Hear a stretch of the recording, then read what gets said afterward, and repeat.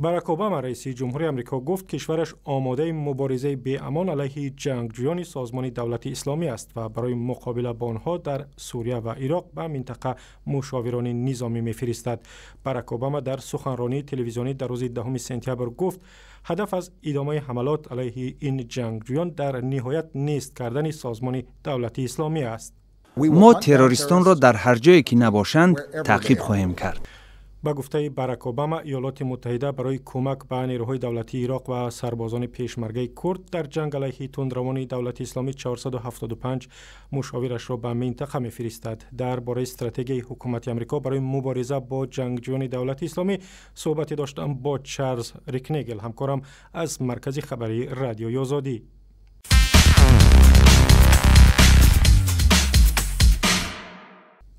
چارلز در اول دایر به نکات مهم استراتژی اوباما علیه دولت اسلامی صحبت می‌کرد.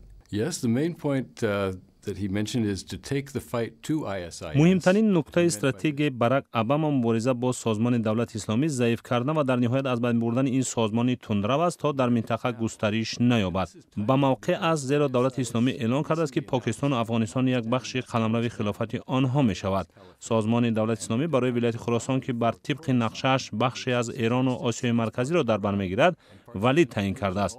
باراک اوباما تاکید کرد که استراتژی مبارزه با دولت اسلامی مثل استراتژی مبارزه برای محو القاعده است و به پیشرفت‌های نائل شده در این راه اشاره کرد.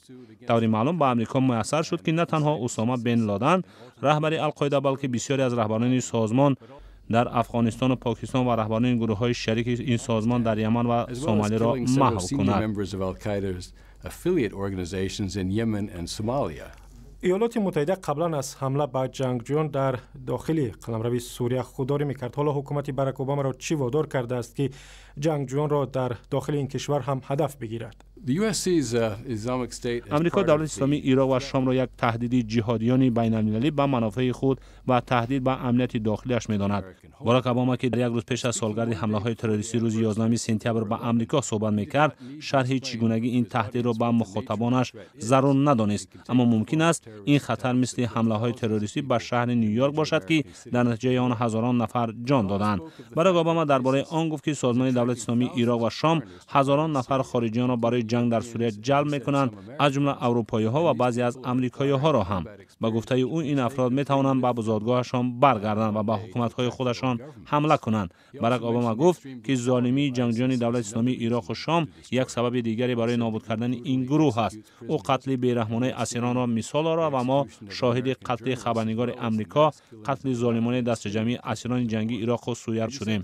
باراک اوباما تهدید جنگجویان برای نسل‌کشی اقلیت‌های ملی، قتل کودکان، تجاوز دختران و به غلامی گرفتن آنها را مثال آورد.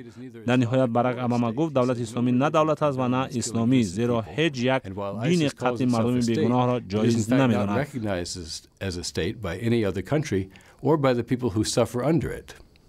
تشکر. همکارم چارلز ریکنگل از مرکز خبری رادیوی آزادی صحبت می‌کرد.